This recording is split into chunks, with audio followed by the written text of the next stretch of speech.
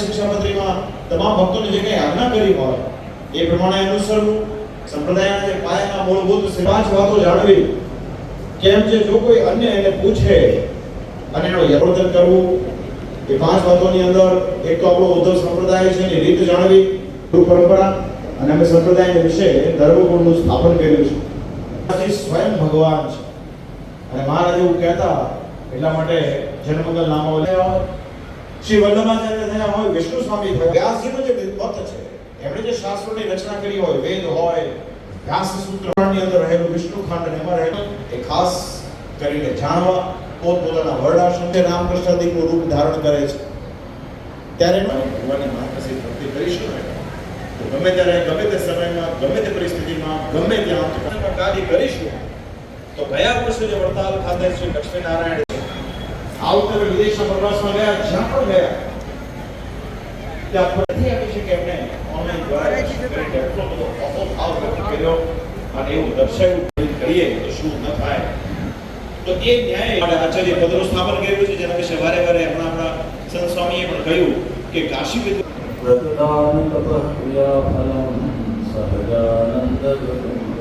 પસંદ છે એનું કોઈ મુખ્ય કારણ હોય તો વરદાન દેવાનું છે. મહારાષ્ટ્રી પણ બધા સંતો એના માટે ખૂબ પ્રયત્નશીલ છે, પૂર્વતૈયારી કરી રહ્યા છે. તો વિશ્વમાં પાછા આપણે બધા પૂજ્ય કોઠારી સ્વામીજીએ રૂઢ આશીર્વાદ આપ્યા. મહારાજશ્રી પાસે પધારશે વ્યાસ સાહેબ ઉપસ્થિત છે. તો વ્યાસ સાહેબ મહારાજશ્રી ભગત વગેરે 10 ઓગસ્ટથી લઈ અને 25 ઓગસ્ટ સુધી ચેરમેન શ્રી ડોક્ટર સંતવલ્લભ સ્વામી, ગુણસાગર સ્વામી, ઓફિસ કલાકુંજ એ 12 બપોરે 3 થી સાંજે 6 વાગ્યા સુધી 7 વાગ્યા સુધીનો આ ભાઈ અક્ષર અને યશ આ યજમાન પરિવાર છે, જેની બધા ભક્તોએ ખાસ નોંધ લેવી. જે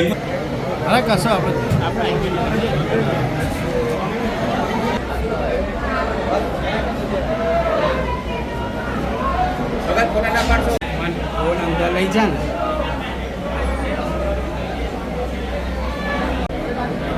વિડિયો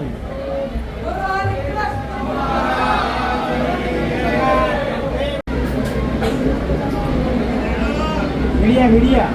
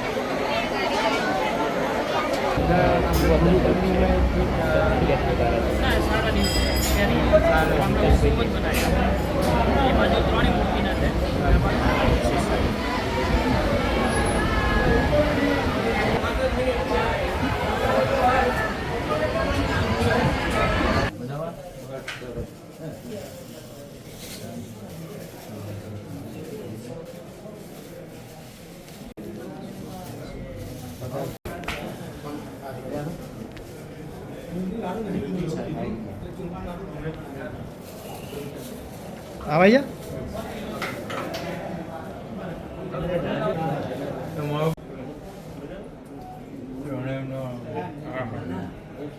पास जा